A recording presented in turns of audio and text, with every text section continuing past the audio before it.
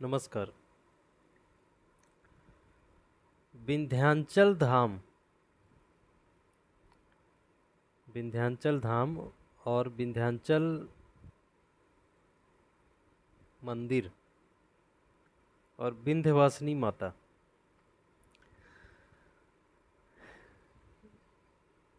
भदोही, मिर्ज़ापुर, वाराणसी, इलाहाबाद और मध्य प्रदेश के कुछ हिस्से बिहार के, जौनपुर, आजमगढ़, फूलपुर, ऐसे आसपास के जितने भी ज़िले हैं, बिहार के कुछ ज़िले, मध्य प्रदेश के कुछ ज़िले और उत्तर प्रदेश का लगभग पूर्वी उत्तर प्रदेश और मध्य उत्तर प्रदेश का लगभग पूरा ज़िला, जितने भी ज़िले हैं, वह इस धाम से भली भांति परिचित हैं, विंध्यवासिनी धाम के बारे में अच्छी तरह जानते हैं और लगभग हर सनातनी हिंदू जो धार्मिक कार्यों में रुचि रखता है वह विंध्यवासिनी धाम का दर्शन करने अवश्य जाता है।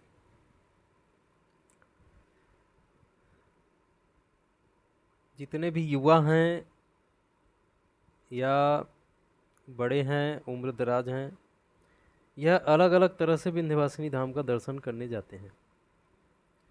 जैसे कोई सिर्फ पूर्णमासी के दिन दर्शन करता है, कोई प्रत्येक मंगलवार को विंध्यवासिनी धाम जाकर दर्शन करता है, कोई प्रत्येक मंगलवार और शनिवार दोनों जाकर माता का दर्शन करता है, तो कोई साल में सिर्फ नवरात्रों में ही जा पाते हैं। जैसे 2 बार नवरात्र पढ़ते हैं एक साल में, तो कोई सिर्फ नवरात्रों में जा पाते हैं। जो जितनी दूर है, जैसी स्थिति में है, जो जिसकी सुविधा है, उसके हिसाब से वह विंध्यवासिनी धाम जाते हैं दर्शन करने और अपनी मनोकामनाएं मांगते हैं माता से। और ऐसा सबका विश्वास है कि मनोकामना पूर्ति होती है।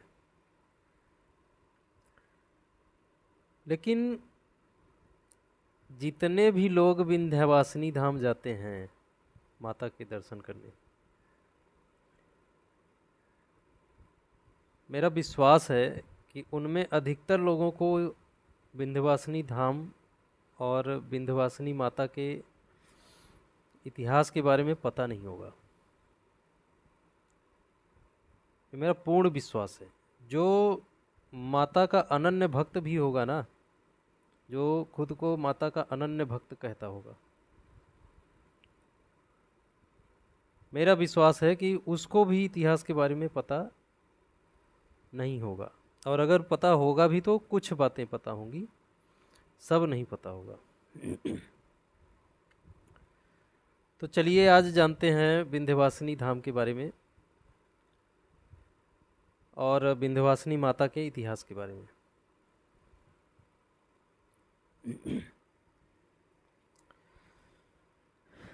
सबसे पहले तो हम ये जानते हैं कि विंध्यवासिनी माता हैं कौन और उनका नाम विंध्यवासिनी माता क्यों पड़ा, और यह जो क्षेत्र है इसकी,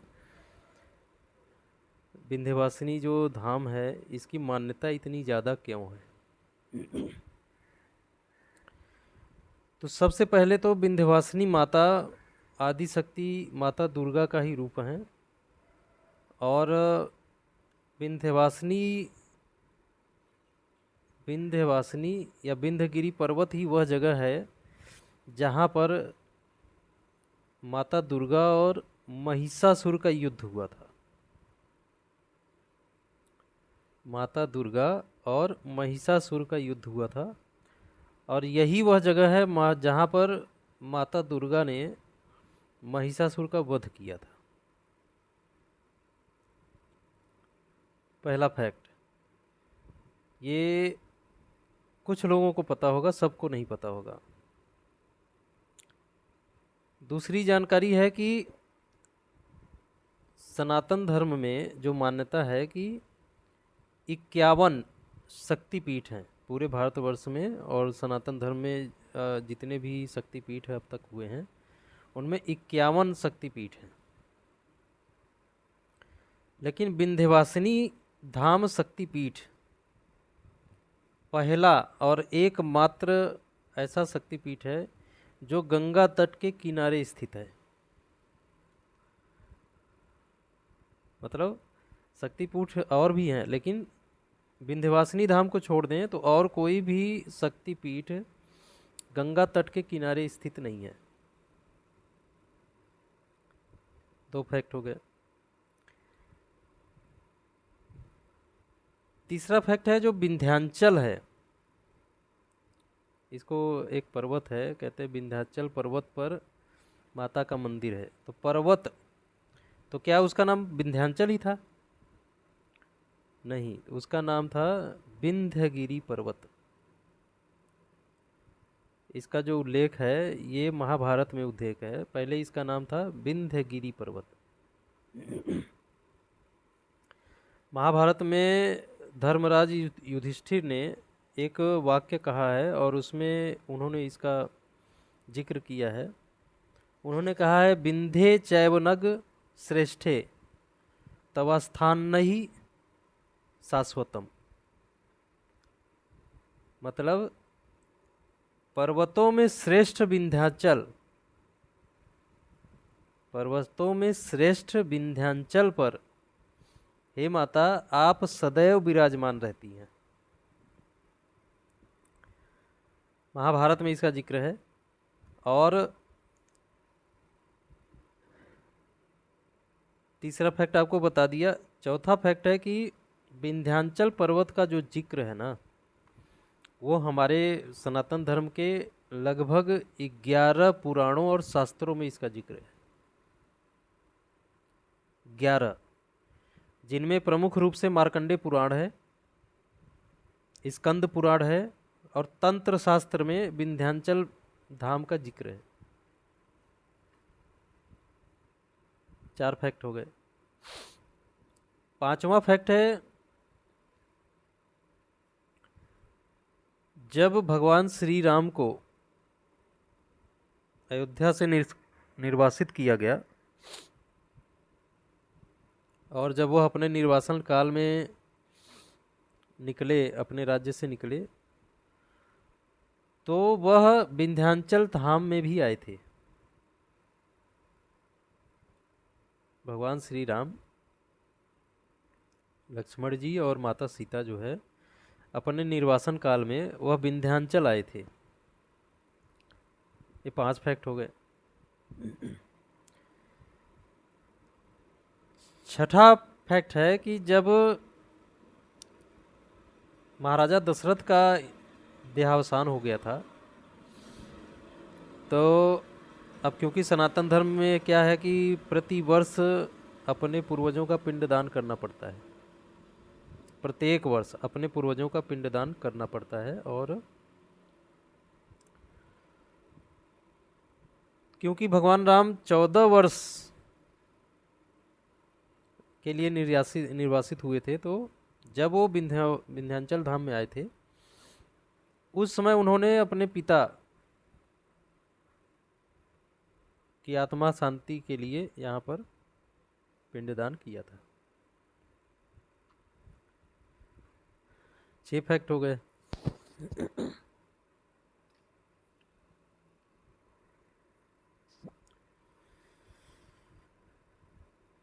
11 पुराण और शास्त्र जिनका नाम मैंने लिया है उनमें एक शास्त्र है पद्म पुराण।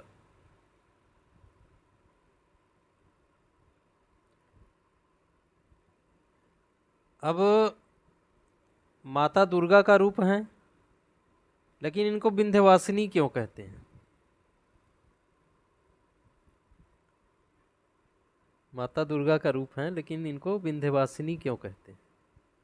तो विंध्यवासिनी इसलिए कहते हैं, ज़्यादातर लोग, जैसे मैं अपनी भी बात करूं तो मैं विंध्यवासिनी नाम के अलावा और इनका कोई नाम नहीं जानता हूं। पहले नहीं जानता था और मैंने काफ़ी सर्च किया कि विंध्यवासिनी धाम का इतिहास क्या है, और फिर जो है फिर मुझे पता लगा कि इनका नाम असल में विंध्यवासिनी तो वो जगह है जहाँ पर माता विराजमान है, उस जगह का नाम है विंध्यांचल। और क्योंकि विंध्यांचल में माता विराजमान है, इसलिए उनको विंध्यवासिनी कहती हैं। माता वहाँ वास करती हैं, इसलिए उसको विंध्यवासिनी कहती हैं। लेकिन असल में माता आदि शक्ति माता दुर्गा का स्वरूप है। और विंध्याचल धाम जो है वह 51 शक्तिपीठों में प्रथम शक्तिपीठ का स्थान जो है इनको प्राप्त है, प्रथम शक्तिपीठ।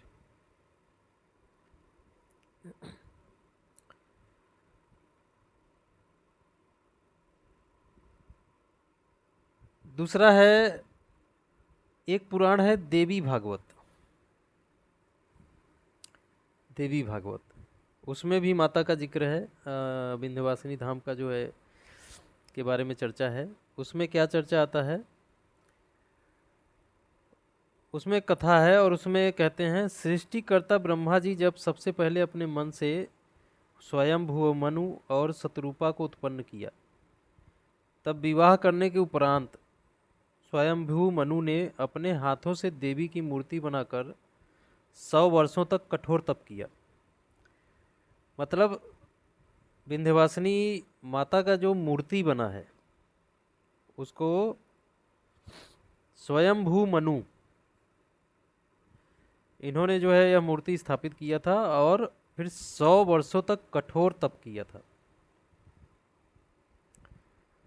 और उनकी तपस्या से संतुष्ट होकर भगवती ने उन्हें निष्कंटक राज्य, वंश वृद्धि एवं परम पद पाने का आशीर्वाद दिया।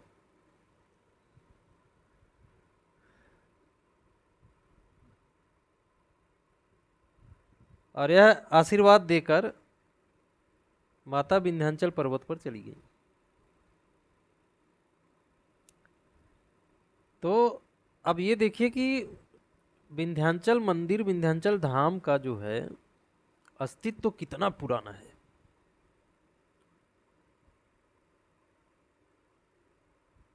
कितना पुराना अस्तित्व है। और जब महाभारत काल में राजा युधिष्ठिर उनका जिक्र कर रहे हैं, तो इसका मतलब है कि उनके भी समय के पहले से विंध्यवासिनी धाम में अस्तित्व में है। और इसलिए हमारे क्षेत्र के लोगों को जो है इसके बारे में पता रहना चाहिए। ज़्यादातर आजकल के एक समस्या क्या चल रहा है कि पहले ना हमारे घरों में बड़े बुजुर्ग हुआ करते थे और वह सुबह शाम चौपाल लगाते थे, जैसा जिसके पास समय होता था। अच्छा, क्योंकि हमारे बुजुर्गों के समय में लगभग हमारे बुजुर्ग सब खाली ही रहते थे, उनके पास समय का बहुत जो है बहुत समय होता था, तो वो चौपाल लगाते थे। और जब वो चौपाल लगाते थे तो वो उसमें कथा, भजन, कीर्तन, सामान्य चर्चा, काफ़ी सारी चीज़ें करते थे। तो उस चौपाल से काफ़ी कुछ इतिहास जानने को मिलता था। अभी मुझे जानकारी है कि जब ठंडियाँ होती हैं, ठंडियाँ आ जाती हैं तो लोग आग तापते हैं। तो आग तापते कैसे हैं, आग जला लेंगे, उसके चारों तरफ बैठ के जो है लोग आग तापते हैं, आग सेकते हैं। अच्छा, आग तो सेक रहे हैं लेकिन खाली तो नहीं बैठते। कोई आदमी कहीं बैठा है तो वो चुप रह सकता है? नहीं रह सकता है। तो वो यही सब चर्चा करते थे, इतिहास बताते थे कि माता का इतिहास क्या है, रामायण का क्या इतिहास है, रावण क्या था। इस तरह से काफ़ी सारी चीज़ें जो है बताते थे। और अ, भविष्य के जो युवा बनने वाले थे बच्चे, उनको इन सब चीज़ों से काफ़ी जो है जानकारी मिलता था और धर्म के प्रति काफ़ी वो जागरूक रहते थे। धर्म के प्रति जागरूक होने का उनको जो है इस तरह से रुचि आता था धर्म के प्रति उनमें। लेकिन आज के समय में हमारे बुजुर्ग जो है ना ख़त्म हो गए और किसी के पास समय नहीं है, जानकारी कहाँ से मिलेगा।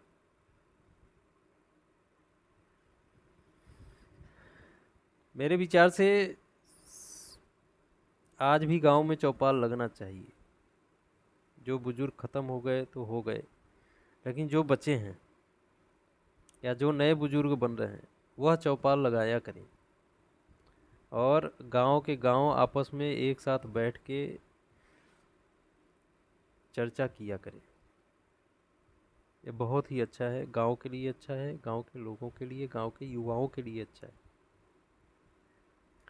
गांव के युवा भी जब छुट्टियों में घर आया करें तो वो बुजुर्गों के पास बैठा करें, उनसे बातचीत किया करें। मैं अपनी भी बात बता रहा हूँ, मैं जब गांव में जाता हूँ तो इतना समय नहीं होता है कि मैं बुजुर्गों के पास बैठ पाऊँ, लेकिन बैठना चाहिए, यह ज़रूरी है। अपनी जड़ों से जुड़े रहना बहुत आवश्यक है।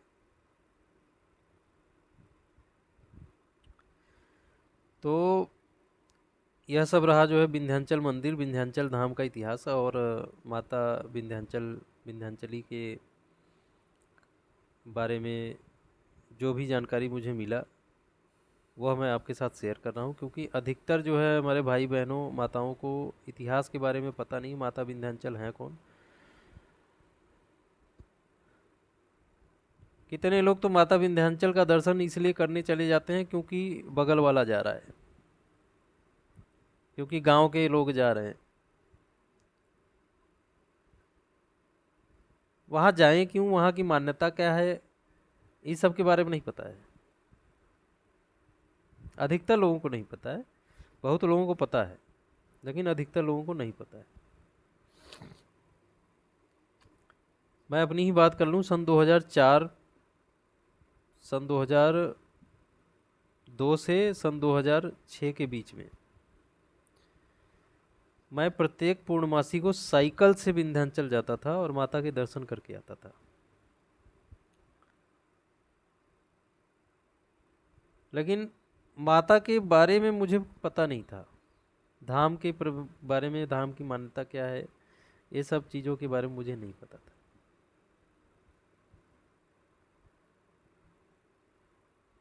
हमारे घर के बुजुर्गों को, हमारे घर की माताओं को अपने बच्चों को इस बारे में बताना चाहिए। कम से कम अपने आसपास के जो धाम हैं उनके बारे में तो ज़रूर बताना चाहिए। और आशा है कि लोग बताना शुरू करेंगे। इसी बात के साथ मैं अपनी बात को समाप्त कर रहा हूँ। बहुत बहुत धन्यवाद।